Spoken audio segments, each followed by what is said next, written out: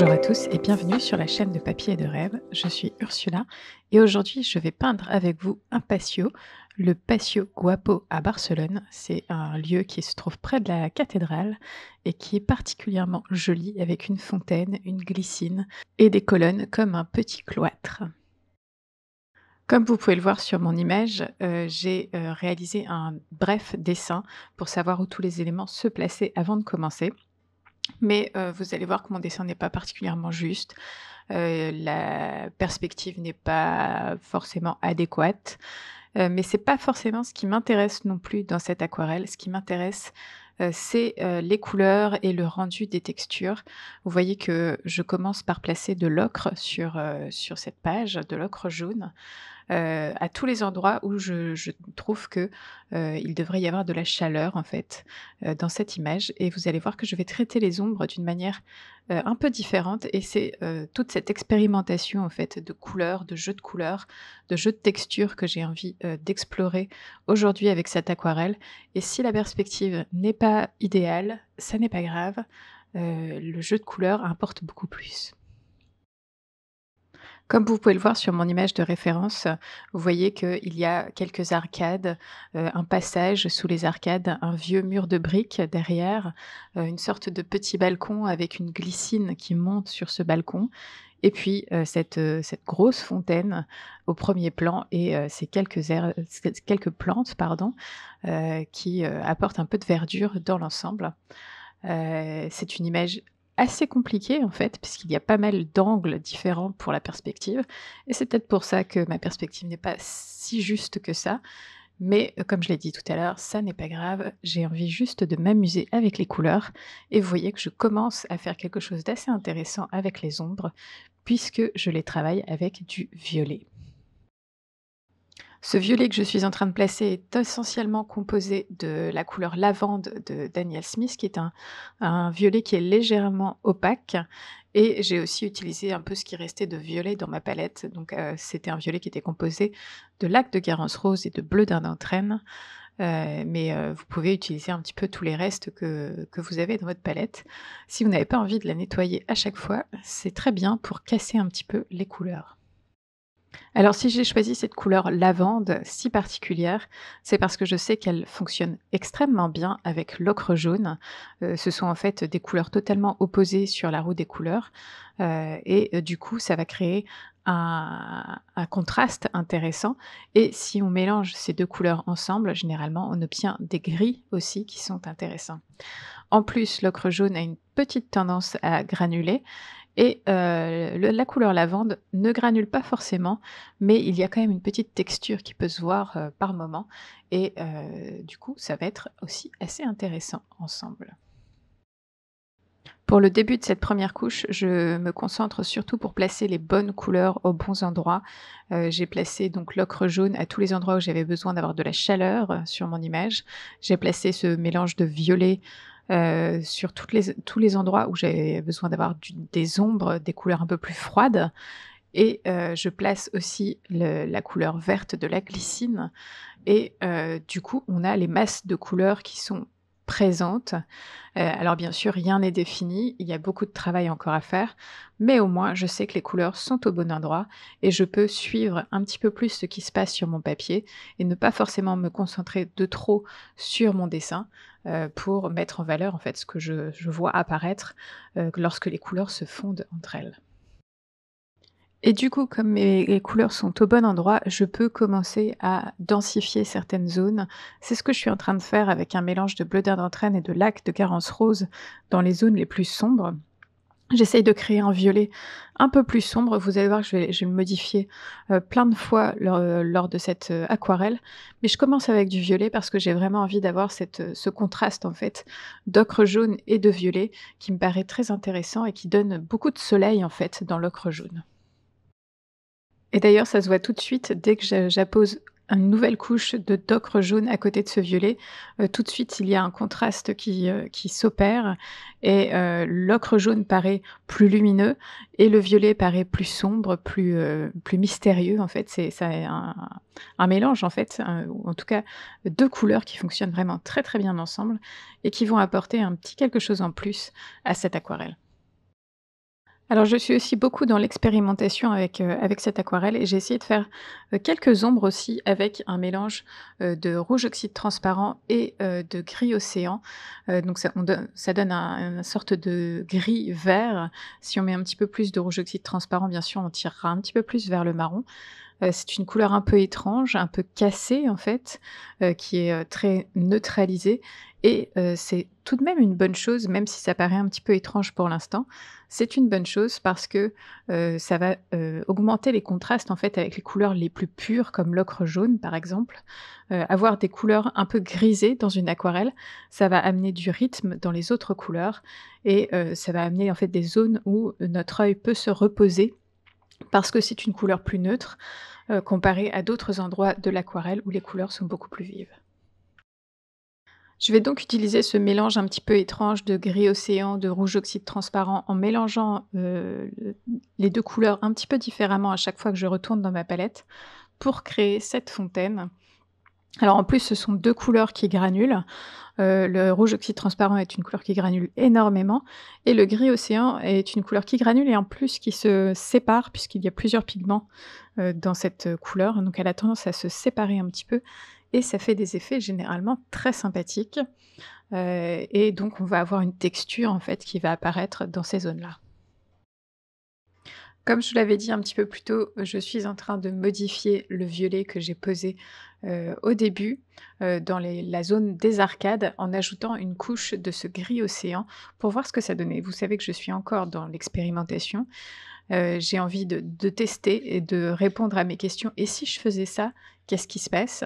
et c'est pour ça que j'ai rajouté, en fait, cette couleur et je trouve que ça marche plutôt bien parce que ça éteint un peu le violet, ça lui donne un petit peu moins de pouvoir, mais on le voit toujours puisque, tout est transparent et ça fonctionne plutôt bien. Ça me permet aussi d'avoir une couleur un peu plus dense, un peu plus foncée, même si ça n'est pas encore suffisant et que je vais avoir besoin d'une deuxième couche pour vraiment densifier cette couleur et la rendre beaucoup plus sombre.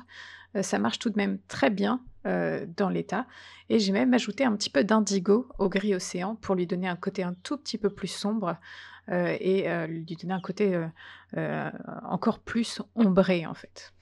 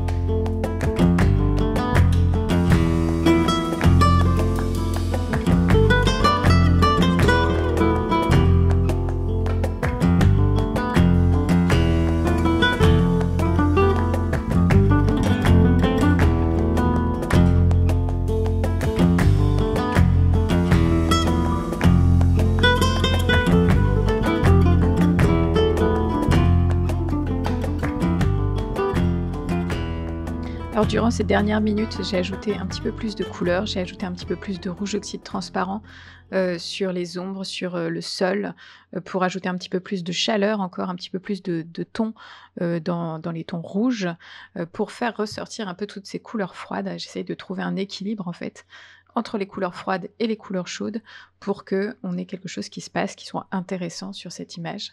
J'ai aussi ajouté toutes les zones où il y a de la verdure avec mon mélange de bleu d'Inde et de lac jaune.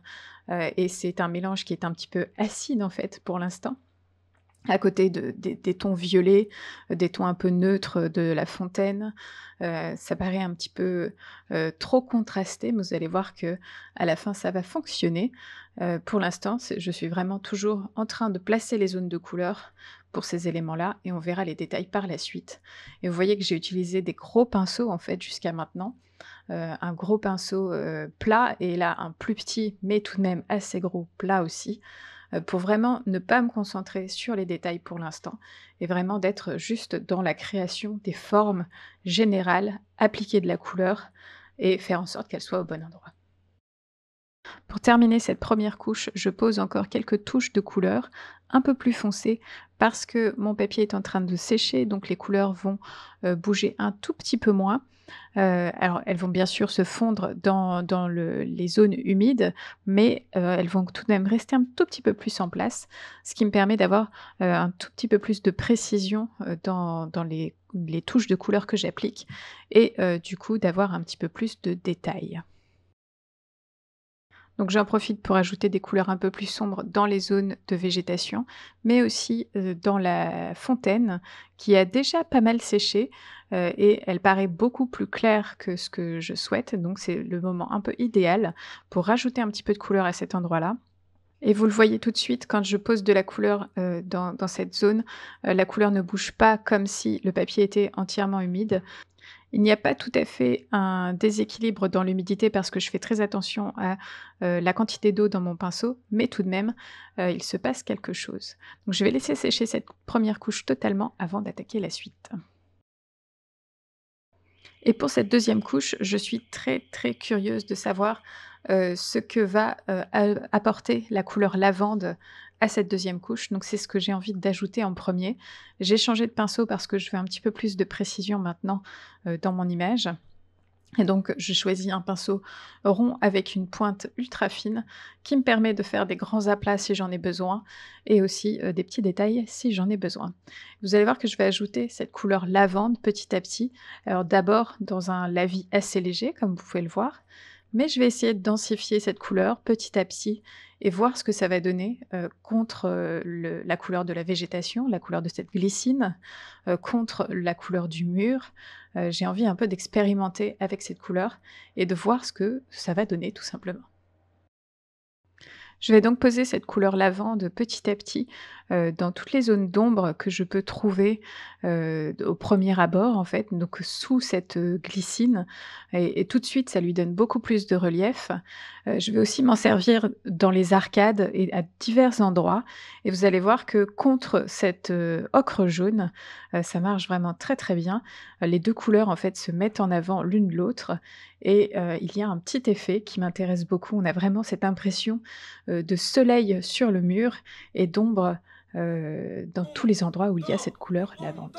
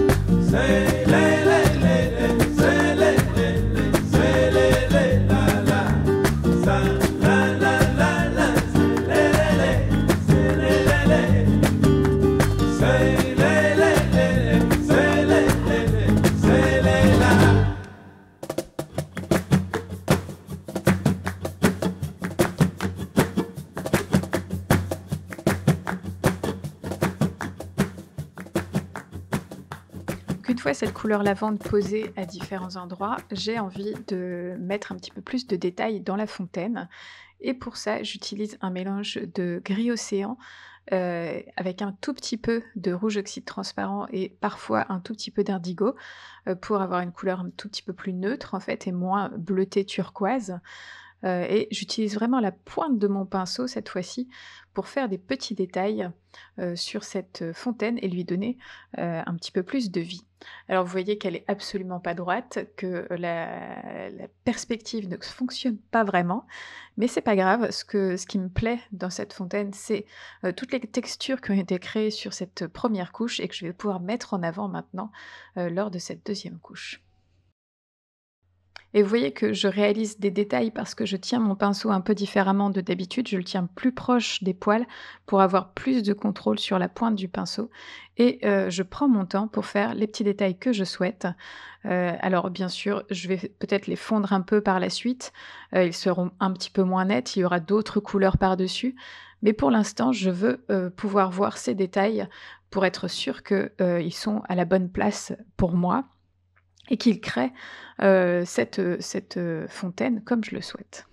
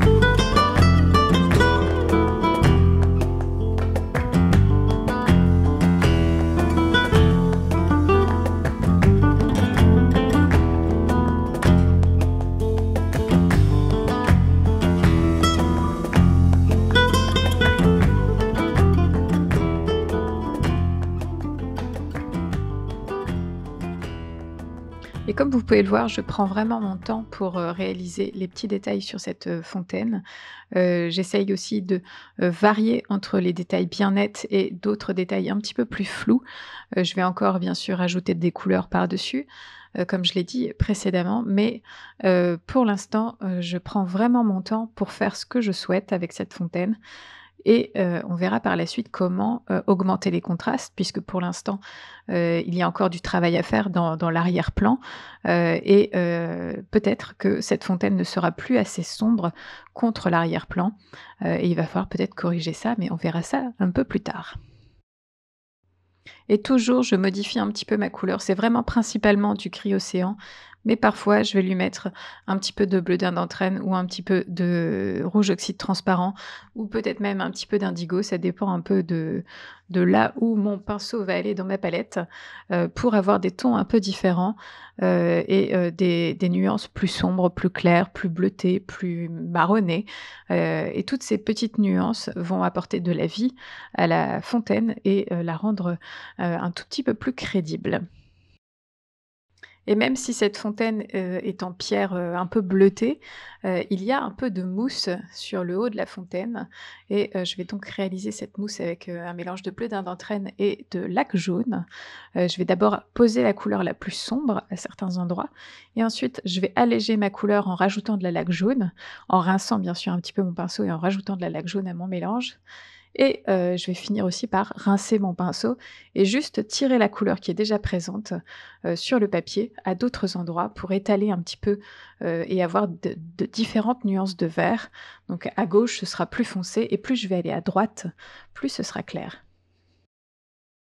Et je fais aussi attention aux touches que crée mon pinceau, sur le papier, pour donner cette impression de mousse, de côté, vraiment mousseux, d'une texture particulière et pas que ce soit juste un aplat de verre, sans vie. J'essaie de lui donner un petit peu de vie en jouant, en fait, avec la pointe de mon pinceau. Il est temps maintenant de, passer à, le Il est temps maintenant d'ajouter du contraste sous ces arcades. Vous voyez que j'ai changé de pinceau à nouveau. J'ai pris mon pinceau plat, pour, aller plus vite, pour que, je puisse, apposer de la couleur un petit peu plus rapidement. Et là, je vais faire assez attention d'ailleurs avec mon pinceau, même si c'est un gros pinceau, pour faire un peu de peinture en négatif autour de ces arcades et les faire ressortir.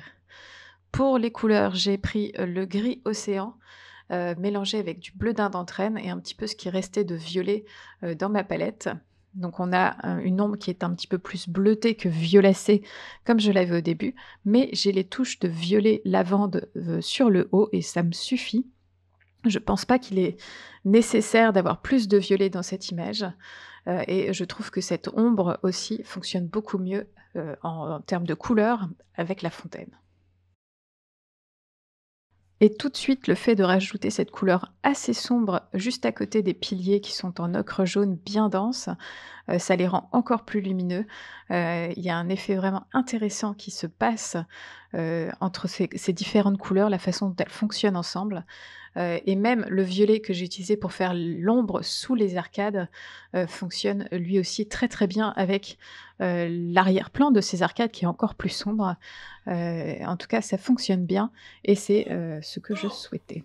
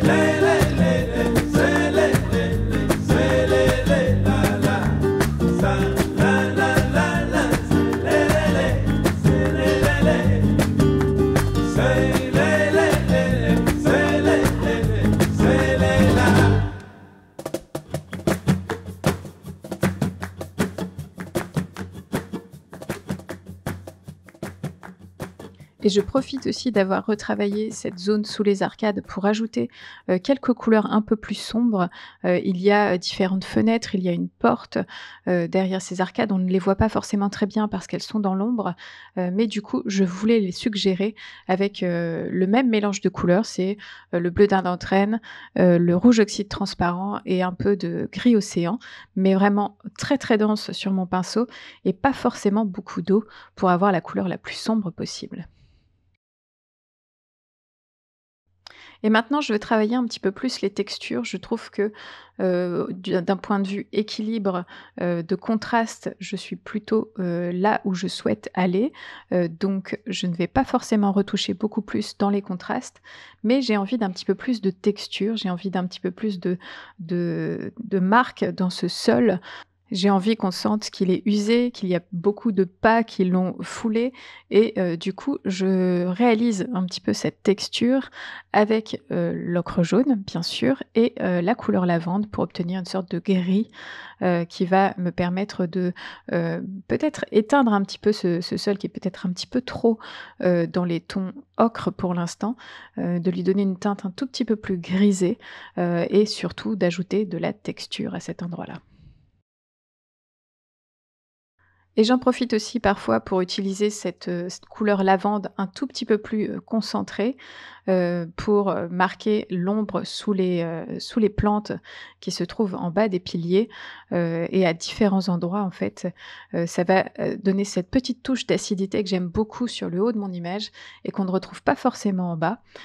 Donc c'est ce que je fais en ajoutant cette petite marque de lavande.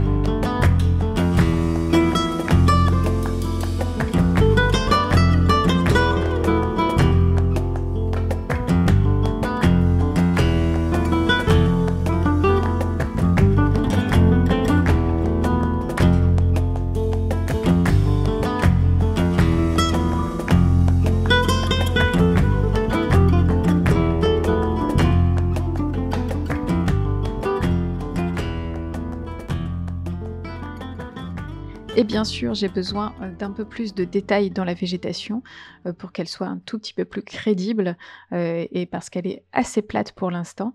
Donc je vais rajouter des couleurs un petit peu plus sombres, dans la glycine en haut de mon image, mais aussi, dans les plantes qui sont en bas des piliers. C'est toujours le même mélange, c'est le bleu d'un entraîne avec la laque jaune, un tout petit peu plus de bleu bien sûr pour avoir des couleurs un peu plus foncées et si vous regardez la façon dont je tiens mon pinceau, vous pouvez voir que je le tiens beaucoup plus loin des poils que tout à l'heure parce que j'ai moins besoin d'être, précise et j'ai envie d'avoir des marques un tout petit peu plus organiques et c'est une manière de les obtenir en tenant donc mon pinceau un petit peu plus loin des poils. À partir de là, mon image est presque terminée. Je suis assez satisfaite du résultat dans les textures et dans le mélange des couleurs. Alors bien sûr, j'ai encore quelques petits détails à rajouter, surtout dans la texture du au-dessus des colonnes, au-dessus, des arcades, parce que pour l'instant, on a cette belle couleur ocre qui est, relevée avec un tout petit peu de rouge oxyde transparent et cette fameuse couleur lavande. Mais on ne sent pas, les différentes pierres qui composent ce bout de mur, en fait, et j'ai envie qu'on le sente un petit peu plus. Alors bien sûr, je ne vais pas peindre, chaque pierre les unes après les autres ou chaque joint de pierre les uns après les autres. Je vais juste suggérer à certains endroits, qu'ici, il y a un joint, ici il y a une pierre et je vais laisser faire, votre cerveau pour imaginer la suite, en fait, puisque lorsque on aperçoit, certaines textures à certains endroits, notre cerveau va combler les vides et on a juste besoin de suggérer, ce genre de texture et le reste se fait tout seul.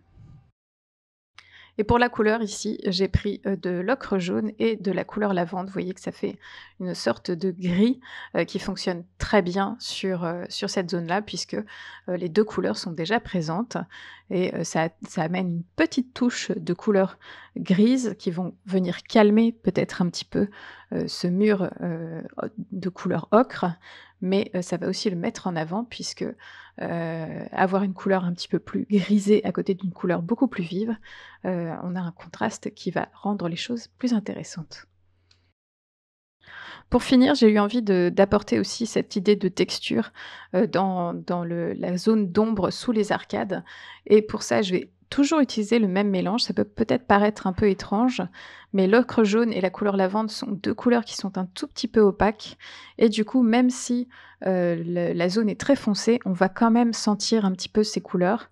Alors forcément, ce ne sera pas des couleurs très vives, mais ça va juste ajouter ce qu'il faut de texture, en fait, à cet endroit-là, pour vous faire penser à un mur, de briques, à un contour de fenêtre, ces choses-là. On n'a pas besoin de beaucoup d'informations, mais juste, les bonnes informations aux bons endroits. Et cette vidéo est à présent terminée. Merci de l'avoir regardée jusqu'au bout et j'espère qu'elle vous a plu. N'hésitez pas à aller jeter un coup d'œil sur le blog pour plus d'informations sur cette image et bien sûr, dites-moi ce que vous en pensez dans les commentaires. À bientôt.